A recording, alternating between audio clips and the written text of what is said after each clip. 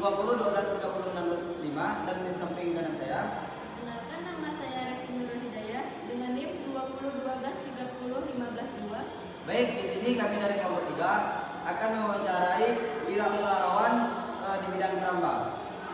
Terima kasih.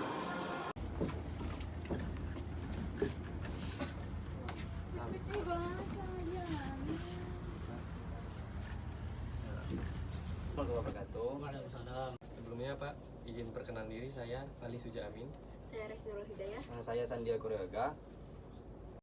Kami bertiga dari UIN Sultan Taha Saifuddin Jambi, Fakultas Tarbiyah dan Keguruan, Prodi Pendidikan Agama Islam. Di sini Pak, izin kami ingin mewawancarai Bapak mengenai usaha yang Bapak jalankan sekarang, keramba. Stop. Saya mau bertanya ya Pak, tentang kapan Bapak mulai usaha yang Bapak jalan sekarang itu keramba? Ya, mengenai usaha yang Bapak lakukan sekarang yaitu keramba ikan mas dan ikan nila, itu berdiri sejak 2015. Sekarang udah 2024, berarti lebih kurang 9 tahun. Ya Pak, apa sih Pak yang menginspirasi Bapak untuk memulai keramba ini? Awal mula Bapak terinspirasi untuk membuka keramba ini, pada awalnya itu ada keluarga di Bulian yang mana telah membuka ini juga kurang lebih 15 tahunan itu. Jadi yang membuat Bapak terinspirasi untuk membuka keramba ini dikarenakan hasil ikannya bagus apabila kita kelola dengan sangat baik. Dan lagi ini tentu banyak bermanfaat juga bagi masyarakat lain, terutama masyarakat yang ada di kampung ini, supaya mungkin dari harganya lebih murah dibandingkan di pasar. Selanjutnya, bagaimana awal mula perjalanan usaha Bapak ini Pak? Awal mula perjalanan usaha Bapak ini, ya tentu ada kendala, ada hal-hal yang kita dapati. Tidak semua usaha itu dari awal sampai sekarang berarti mulus semua, itu tidak. Tentu ada berbagai hal-hal. Ini seperti yang adik-adik tanyakan ini kan sangkup masalah resiko, misalkan itu resiko yang Bapak alami adanya bolong pada jaring keramba ini, sehingga membuat ikannya itu lolos dari keluar, tidak di dalam ini. Dan ikannya itu ada juga yang terdapat mati. Jadi tidak, walaupun kita rawat semaksimal mungkin, namun usaha Tadi Bapak udah jelaskan tentang resiko kan Pak. Resiko yang terbesar Bapak hadapi di keramba ini itu apa? Seperti apa? kalau masalah risiko terbesar itu pasti ada, dan adanya pun mungkin tidak terlalu besar. Contohnya ini seperti bolong pada jaringan ini. Ini kan ada 2 jaring nih. Iya. Entah itu tersangga kena kayu, entah kita tidak tahu hal-hal namanya di dalam air. Itu yang bisa menyebabkan jaringnya ini bolong.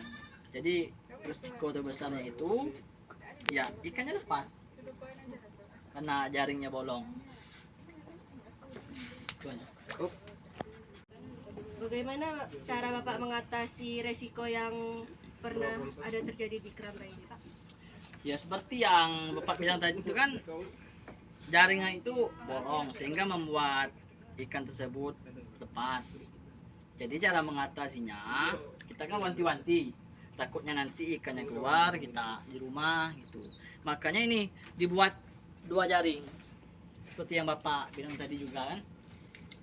Itu gunanya misalkan jebol jaring yang di dalam atau di luar, dikarenakan 2 lapis, jadi ikannya tidak mudah kabur itu. Jadi cara mengatasinya itu juga terutama kita harus sering-sering mengontrol keramba ini. Strategi yang efektif untuk pemasaran ikan-ikan ini, Pak?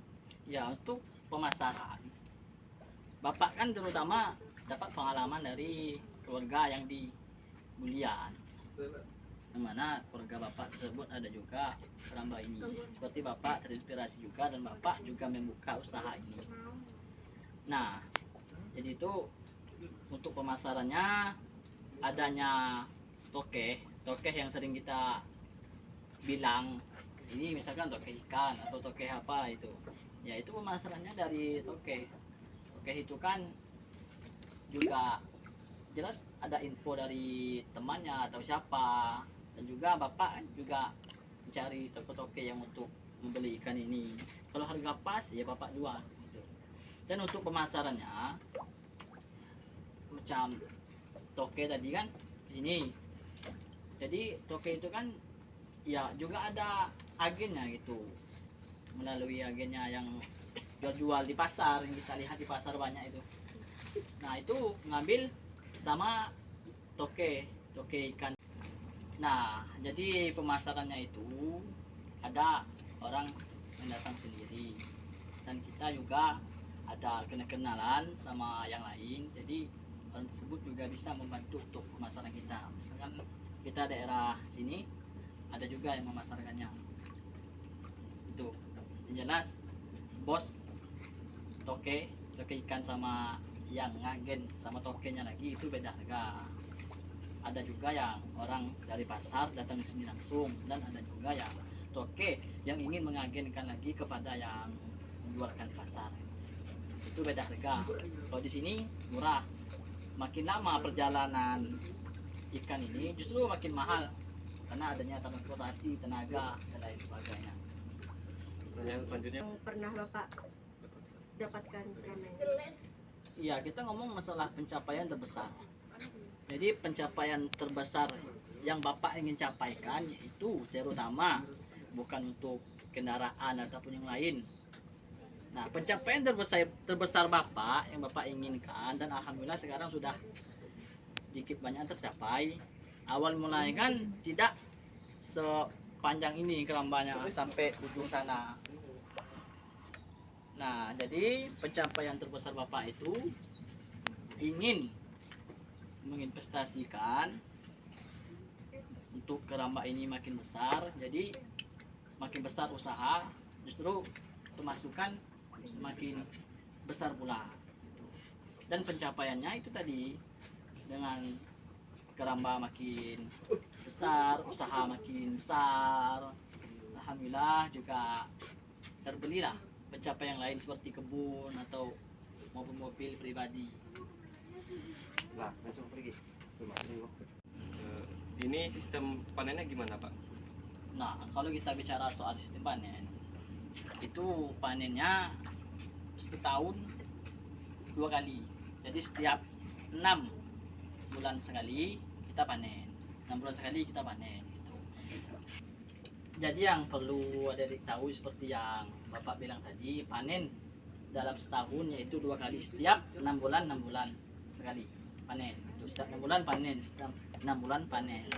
Itu untuk sebulan perkembangan ikan ini, sebulan itu lebih kurang sebulan segini perkembangannya. Jadi 2 bulan, 3 bulan nah gitu. 6 bulan kan tentu besar. Nah, bahkan lebih dari itu ada juga. Nah, berarti pengen itu. Pertanyaan terakhir Pak, bagaimana tips and trick atau kunci sukses dari Bapak untuk membuka usaha ini? Kunci suksesnya, kita tidak hanya bekerja dan berusaha, kita juga harus jangan lupa kepada Yang Maha Kuasa. Kita juga sholat dan mendoakan supaya apa yang kita lakukan di dunia ini kita laksanakan sesuai seperti apa yang kita inginkan. Ada juga tuh orang yang kita menyangkut tentang ibadah, ada juga tuh orang yang tidak sholat atau tidak apa, itu usahanya berkembang lancar. Nah, itu yang kita cari, terutama keberkahannya itu. Dan lagi kita harus istiqomah dalam melakukan apa yang telah kita mulai. Yang jelas baik dan buruknya ada resiko yang kita alami, kerugian yang kita alami, itu pembelajaran bagi diri kita supaya kita lebih memperbaiki sampai seterusnya itu, sehingga kita sudah betul-betul paham dalam usaha ini. Nah, itu supaya trik kita sukses menjalankan suatu kewirausahaan harus tetap istiqomah dan jangan lupa sujud berdoa kepada Yang Maha Kuasa. Terima kasih banyak atas ketersediaannya diwawancarai oleh kami. Lebih kurangnya mohon maaf bila ada salah. Itulah sedikit banyaknya yang Bapak ajari kepada adik-adik. Semoga dengan adanya adik-adik berjuang dari kampus sampai sini mendapat rahmat dan keberkahan dari Allah Subhanahu wa taala, dan sukses apa yang adik-adik ingin usahakan. Misalkan mana tahu Bapak bilang tadi konsul sama Bapak gimana caranya ini, Bapak insyaallah siap membantu. Yalah, lebih kurangnya saya Bapak juga tadi itulah yang Bapak sampaikan. Wassalamualaikum warahmatullahi wabarakatuh. Waalaikumsalam. Ayo kita lihat. Jadi pakannya juga. Baik, tidak.